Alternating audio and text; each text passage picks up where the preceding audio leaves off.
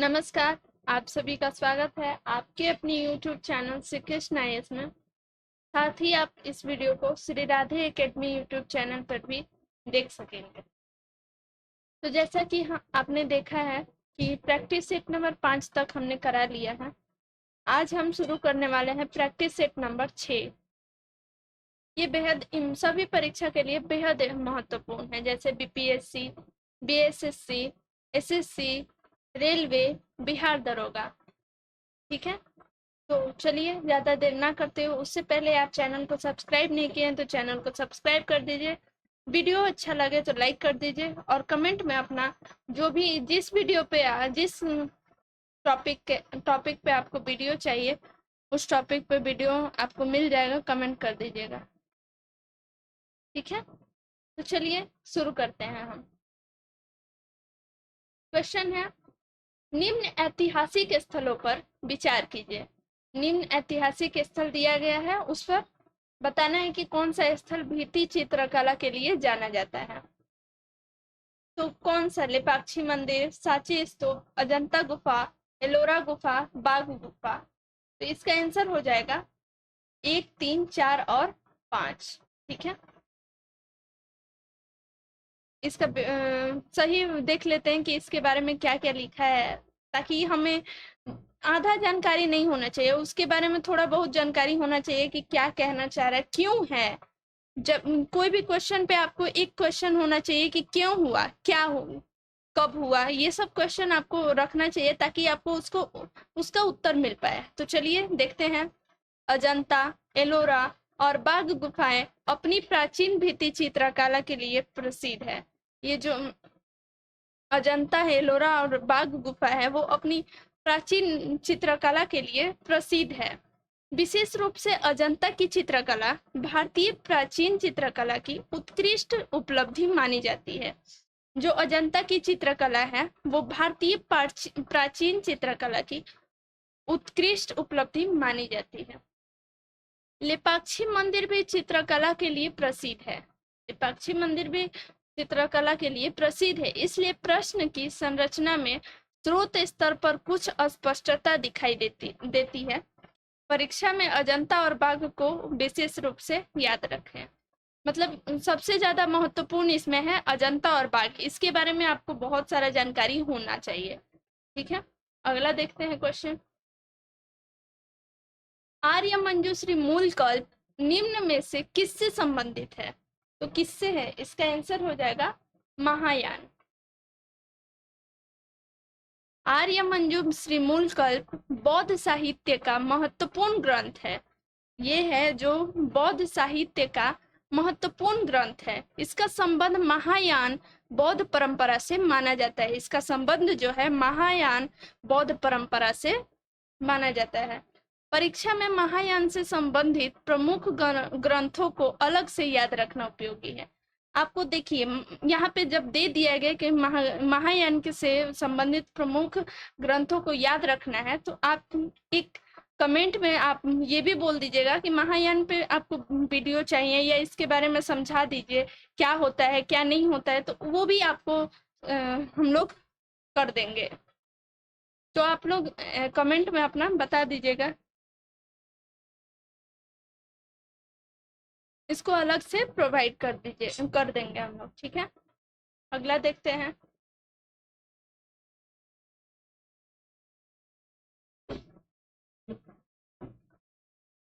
अगला क्वेश्चन देखते हैं। शकों पर विजय के बाद चंद्रगुप्त द्वितीय ने निम्न में से किस धातु के सिक्के प्रचलित किए? मतलब शकों पर जो विजय के बाद चंद्रगुप्त द्वितीय जो है वो निम्न में से किस धातु के सिक्के प्रचलित किए? तो इसका आपका आंसर हो जाएगा चांदी। ठीक है, चंद्रगुप्त द्वितीय विक्रमादित्य ने पश्चिमी क्षत्रपों पर विजय के बाद उनकी मुद्रा परंपरा को अपनाते हुए चांदी के सिक्के जारी किए। जो चंद्रगुप्त द्वितीय विक्रमादित्य ने पश्चिमी क्षत्रपों पर विजय के बाद, मतलब क्षत्रपों पर जब विजय के बाद उनकी मुद्रा परंपरा को अपनाते हुए चांदी के सिक्के जारी किए। ठीक है, गुप्त शासकों की स्वर्ण मुद्राएं भी प्रसिद्ध थी। गुप्त शासक जो थे उनकी स्वर्ण मुद्राएं भी प्रसिद्ध थी, लेकिन शकों की विजय के संदर्भ में चांदी की मुद्रा महत्वपूर्ण है। लेकिन जब शकों की विजय हुई तो उसके संदर्भ में चांदी की मुद्रा जो है महत्वपूर्ण हो गया। ठीक है, अगला क्वेश्चन देखते हैं। सिकंदर लोदी के बारे में निम्न में से कौन सा कथन सही नहीं है? ये कौन सा कथन सही नहीं है, यहाँ ध्यान दीजिए कि यहाँ पूछा है सही नहीं है। तो देखते हैं। सिकंदर लोदी ने भूमि माप के लिए गज सिकंदरी की शुरुआत की, ये तो सही है। सिकंदर लोदी दिल्ली सल्तनत का अंतिम सुल्तान था, बिल्कुल नहीं, ये गलत है। सिकंदर शाह लोदी गुजरात के महमूद बेगड़ा और राणा संगा के समकालीन थे, ये सही है। उसने मुस्लिम महिलाओं को साधु संतों की कब्रों पर जाने पर प्रतिबंध लगाए, ये भी सही है। तो इसका आंसर क्या हो जाएगा? सी। ठीक है, क्या दिया है? दिल्ली सल्तनत का अंतिम सुल्तान इब्राहिम लोदी था। यहाँ क्या दिया है? अंतिम सुल्तान सिकंदर लोदी था, बिल्कुल गलत है। यहाँ इब्राहिम लोदी था, न कि सिकंदर लोदी।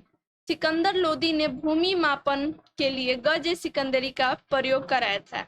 इस मतलब ये तो आप देख ही रहे कि गज सिकंदरी की शुरुआत किया था। अगला क्वेश्चन देखते हैं। विजयनगर साम्राज्य के प्रांतों को क्या कहा जाता था? तो क्या कहा जाता था? इसका आंसर हो जाएगा मंडल। ठीक है, विजयनगर प्रशासन में बड़े प्रादेशिक क्षेत्रों को मंडल कहा जाता था। इसके नीचे अन्य प्रशासनिक इकाइयां थी। नाडु दक्षिण भारत की पुरानी स्थानीय प्रशासनिक इकाई थी। जो नाडु है वो दक्षिण भारत की पुरानी स्थानीय प्रशासनिक इकाई थी। ठीक है, अगला क्वेश्चन देखते हैं। दिल्ली का वह सुल्तान जिसने अपने संस्मरण लिखे थे, कौन लिखे थे? इसका आंसर क्या हो जाएगा? इसका आंसर हो जाएगा फिरोज तुगलक। फिरोज शाह तुगलक ने अपनी उपलब्धियों और शासन संबंधी कार्यों का विवरण फुतुहाती फिरोजशाही में दिया। यह मध्यकालीन इतिहास में महत्वपूर्ण स्रोत है। ये मध्यकालीन इतिहास में जो है महत्वपूर्ण स्रोत है। ठीक है, अगला क्वेश्चन देखते हैं। राजा शशांक जिसके खिलाफ हर्षवर्धन ने युद्ध की घोषणा की, वह किस साम्राज्य का शासक था? तो किस साम्राज्य का शासक था? इसका आंसर हो जाएगा गौड़। ठीक है, शशांक प्राचीन भारत में गौड़ का शक्तिशाली शासक था। उसका संघर्ष हर्षवर्धन के साथ हुआ। उसका संघर्ष जो है हर्षवर्धन के साथ हुआ। बंगाल के इतिहास में शशांक का महत्वपूर्ण स्थान है। जो बंगाल का इतिहास है उसमें शशांक का महत्वपूर्ण स्थान है। अगला क्वेश्चन देखते हैं।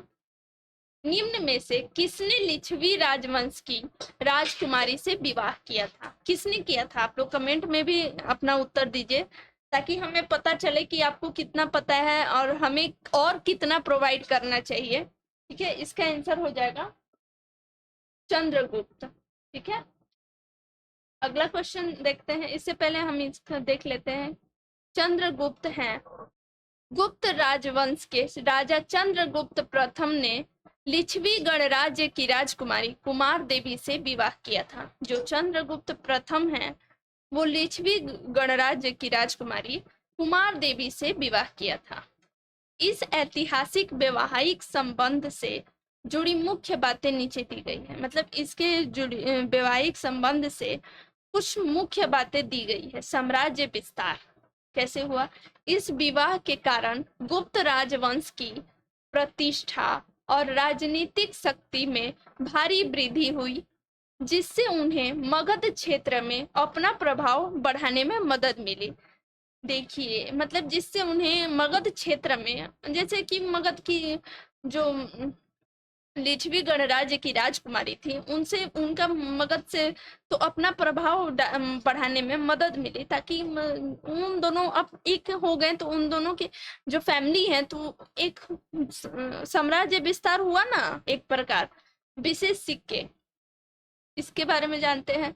चंद्रगुप्त प्रथम ने अपनी रानी के सम्मान में सोने के विशेष सिक्के, राजा रानी के प्रकार के सिक्के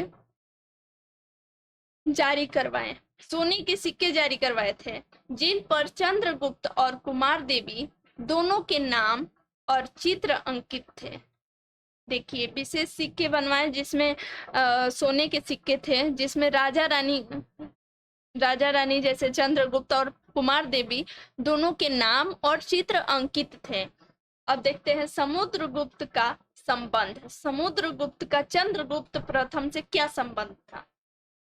तो देखिए, चंद्रगुप्त प्रथम और कुमार देवी के पुत्र थे समुद्रगुप्त, ठीक है, जो इतिहास में अपने पराक्रम के कारण लिच्छवियों का नाती कहलाने में गर्व महसूस करते थे। ठीक है, अगला क्वेश्चन देखते हैं। नदी डेल्टा के संदर्भ में निम्न में से कौन सा कथन सही नहीं है? यहाँ सही नहीं है पूछा है, तो कौन सा कथन सही नहीं है देखते हैं। एक डेल्टा का निर्माण तब होता है जब एक नदी धीमी गति से बहने वाले जल निकाय जैसे समुद्र या झील से मिलती है। इसका सही हो जाएगा, ये गलत है। एक डेल्टा का निर्माण तब होता है जब एक नदी धीमी गति से बहने वाले जल निकाय जैसे समुद्र या झील से मिलती है। नहीं, बिल्कुल गलत है।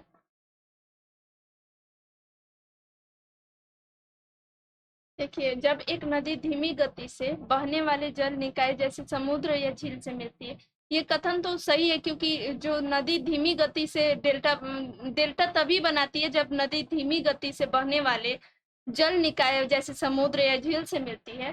कथन सही है। नील नदी का डेल्टा, बल्कि नील नदी का डेल्टा विश्व का सबसे बड़ा डेल्टा है। नहीं, ये गलत है। तो इसका आंसर तो सही नहीं है, तो पूछा है तो इसका आंसर हो जाएगा केवल 2, लेकिन कथन जो है फर्स्ट सही है। ठीक है, डेल्टा नदी द्वारा लाए गए अवसादों के निक्षेप से बनता है, इसलिए कथन 1 सही है। विश्व का सबसे बड़ा डेल्टा गंगा ब्रह्मपुत्र मेघना डेल्टा है। देखिए, नील नदी का डेल्टा सबसे बड़ा नहीं है, जबकि विश्व का सबसे बड़ा डेल्टा गंगा ब्रह्मपुत्र मेघना डेल्टा है, न कि नील का डेल्टा। ठीक है, अगला क्वेश्चन देखते हैं। चटगांव शस्त्रागार से संबंधित क्रांतिकारी गतिविधियों के दौरान कौन सी क्रांतिकारी महिला शहीद हुई थी? कौन सी क्रांतिकारी महिला जो थी वो शहीद हुई थी? इसका आंसर क्या हो जाएगा? इसका आंसर हो जाएगा प्रीतिलता वाडेदार। ठीक है, चलिए इसके बारे में कुछ जान लेते हैं। प्रीतिलता वाडेदार चटगांव के क्रांतिकारी आंदोलन से जुड़ी थी। जो प्रीतिलता है वो चटगांव के क्रांतिकारी आंदोलन से जुड़ी थी। उन्होंने यूरोपियन क्लब पर क्रांतिकारी कार्रवाई का नेतृत्व किया और गिरफ्तारी से बचने के लिए साइनाइड का सेवन किया। मतलब जैसे ये क्लब पर क्रांतिकारी कार्रवाई का नेतृत्व किया और गिरफ्तारी से बचने के लिए ये साइनाइड का सेवन कर लिए। परीक्षा में उनका संबंध चटगांव क्रांतिकारी आंदोलन से याद रखें। ठीक है, अगला क्वेश्चन देखते हैं। स्वतंत्रता आंदोलन के क्रांतिकारी आतंकवादियों का महत्वपूर्ण साहसिक कार्य बर्रा डकैती का स्थान कहाँ था? इसका आंसर क्या हो जाएगा? इसका आंसर हो जाएगा पूर्वी बंगाल। ठीक है, इसके बारे में कुछ जान लेते हैं। सन 1908 में हुई बर्रा डकैती पूर्वी बंगाल के ढाका जिले में स्वतंत्रता आंदोलन के क्रांतिकारी आतंकवादियों का पहला बड़ा और महत्वपूर्ण साहसिक अभियान था।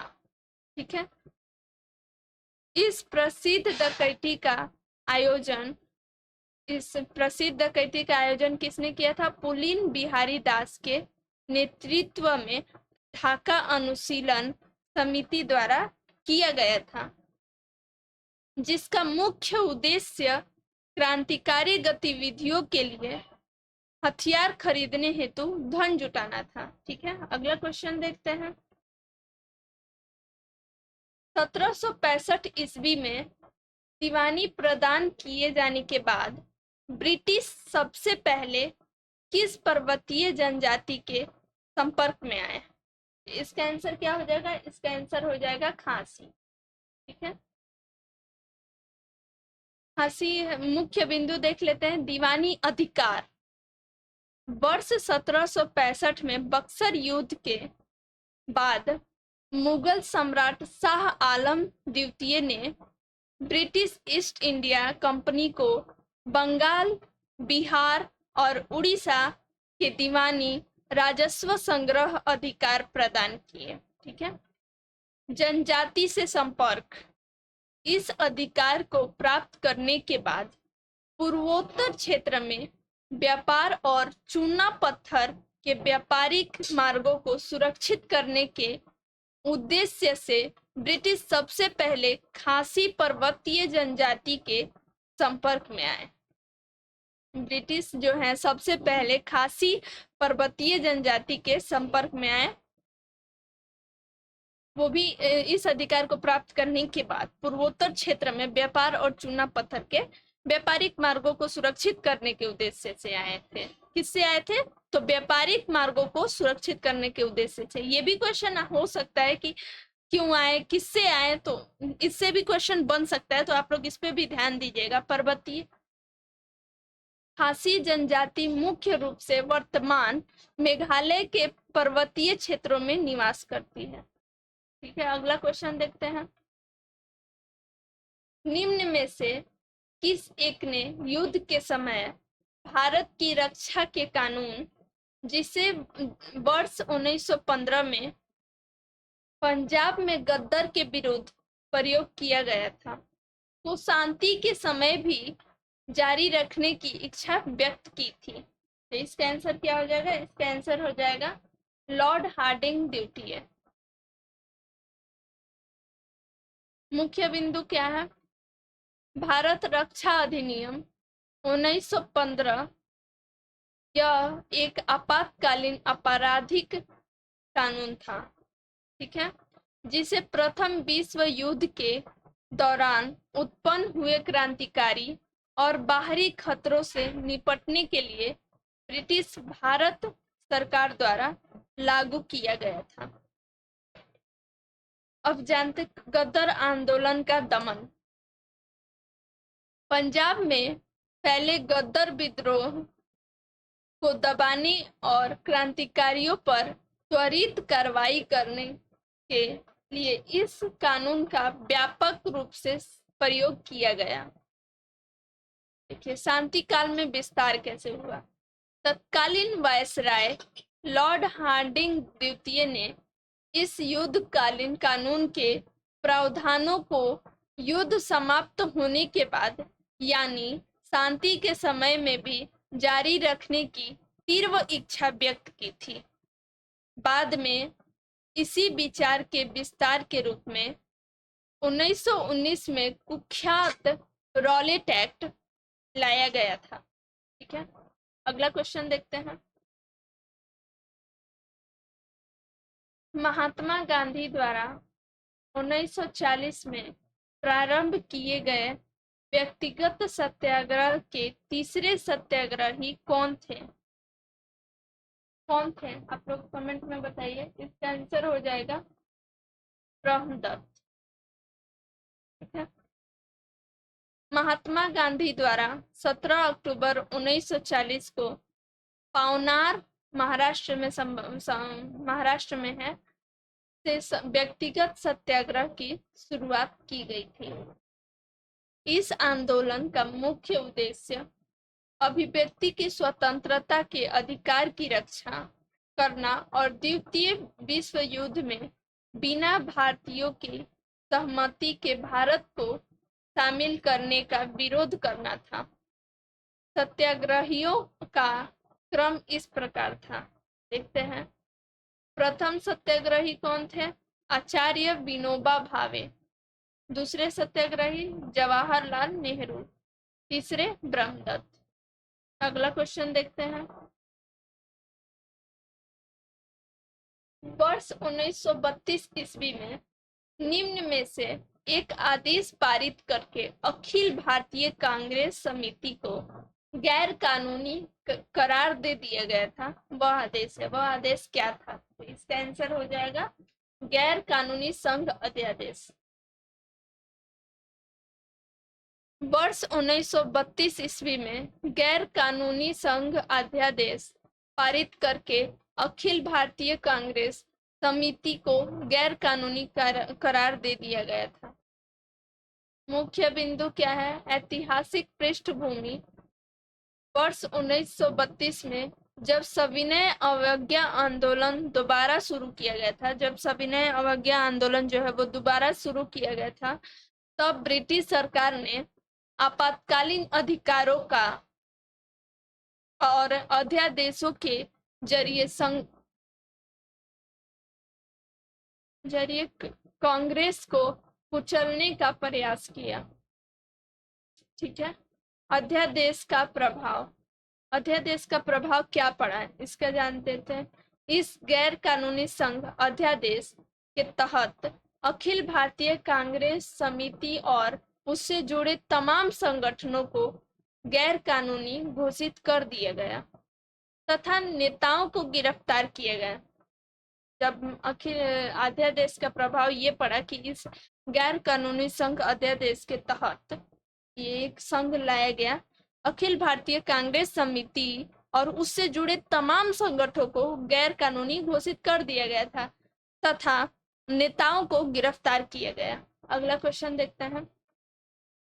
73वां संविधान संशोधन कब लागू हुआ था? इसका आंसर हो जाएगा 24 अप्रैल 1993। 73वां संविधान संशोधन अधिनियम 1992 पंचायती राज संस्थाओं से संबंधित है। यह 24 अप्रैल 1993 से लागू हुआ। इसी कारण 24 अप्रैल को राष्ट्रीय पंचायती राज दिवस के रूप में मनाया जाता है। अगला क्वेश्चन देखते हैं। भारतीय संविधान में प्रस्तावना में कितने प्रकार की समानता का उल्लेख किया गया है? कितने प्रकार की समानता का उल्लेख किया गया है? इसका आंसर हो जाएगा 2। इसके बारे में कुछ जान लेते हैं। प्रस्तावना में प्रतिष्ठा और अवसर की समता का उल्लेख है, इसलिए समानता के 2 आयाम हैं, प्रतिष्ठा और अवसर स्पष्ट रूप से दिखाई देते हैं। अगला क्वेश्चन देखते हैं। राष्ट्रपति उम्मीदवार को प्रचार हेतु सामान्यतः कितना समय मिलता है? कितना समय मिलता है? आप लोग कमेंट में बताइए। इसका आंसर हो जाएगा 2 सप्ताह। ठीक है। राष्ट्रपति चुनाव में उम्मीदवारों को चुनाव प्रचार के लिए निर्धारित अवधि मिलती है। परीक्षा उपयोगी तथ्य के रूप में इस प्रश्न का उत्तर 2 सप्ताह दिया जाता है। इसका आंसर हो जाएगा 2 सप्ताह। अगला क्वेश्चन देखते हैं। इस अनुच्छेद में शहरी स्थानीय निकायों से संबंधित 18 कार्यों की सूची दी गई है। इस अनुच्छेद में 18 कार्यों की सूची दी गई है। इसका आंसर क्या हो जाएगा? इसका आंसर हो जाएगा ए, अनुच्छेद 243 डब्ल्यू। 74वें संविधान संशोधन से संबंधित 12वीं अनुसूची में नगरपालिकाओं से संबंधित 18 विषय हैं। अनुच्छेद 243 डब्ल्यू नगरपालिकाओं की शक्तियों और उत्तरदायित्व से संबंधित है। अगला क्वेश्चन देखते हैं। भारत में संपत्ति के अधिकार की क्या स्थिति है? इसका आंसर क्या होगा? इसका आंसर हो जाएगा यह एक विधिक अधिकार है जो केवल नागरिकों को प्राप्त है। 44वें संविधान संशोधन के बाद संपत्ति का अधिकार मौलिक अधिकार नहीं रहा। जब 44वें संविधान संशोधन हुआ उसके बाद संपत्ति का अधिकार मौलिक अधिकार नहीं रहा। अब यह अनुच्छेद 300A के अंतर्गत संवैधानिक या कानूनी अधिकार है और केवल नागरिकों तक सीमित नहीं है। ठीक है। अगला क्वेश्चन देखते हैं। निम्न में से कौन सी 1919 के भारत सरकार अधिनियम की विशेषता नहीं है? तो इसका आंसर क्या हो जाएगा? इसका आंसर हो जाएगा सिखों को सांप्रदायिक प्रतिनिधित्व दिया गया।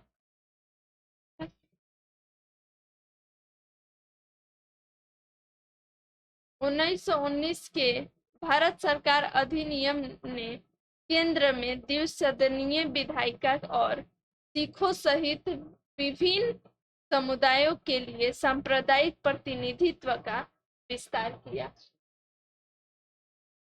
बजट पर संकल्प पारित करने की शक्ति 1909 के सुधारों से संबंधित थी, इसलिए सी सही उत्तर है। नहीं, सी नहीं होगा, इसका आंसर हो जाएगा डी। ठीक है, अगला क्वेश्चन देखते हैं। निम्न में से ब्लैंक एक कायांतरित सेल नहीं है, इसका आंसर क्या हो जाएगा? इसका आंसर हो जाएगा सैंडस्टोन। सैंडस्टोन एक अवसादी सेल है। स्लेट, संगमरमर और क्वार्टजाइट कायांतरित सेलों के उदाहरण हैं। अगला क्वेश्चन, रायमोना राष्ट्रीय उद्यान भारत के किस राज्य में स्थित है? किस राज्य में स्थित है? इसका आंसर हो जाएगा असम। रायमोना राष्ट्रीय उद्यान असम में स्थित है। यह पश्चिमी असम के बोडोलैंड क्षेत्र में महत्वपूर्ण जैव विविधता क्षेत्र है। ठीक है, अगला क्वेश्चन देखते हैं। पृथ्वी के चुंबकत्व के लिए ब्लैंक उत्तरदायी है, क्या होगा इसका आंसर? इसका आंसर हो जाएगा बाह्य कोर। पृथ्वी का चुंबकीय क्षेत्र मुख्यतः बाहरी कोर में उपस्थित द्रवित लोहे और निकल के गति से उत्पन्न होने वाली जियोडायनेमो प्रक्रिया से संबंधित है। ठीक है, निम्न पर विचार कीजिए।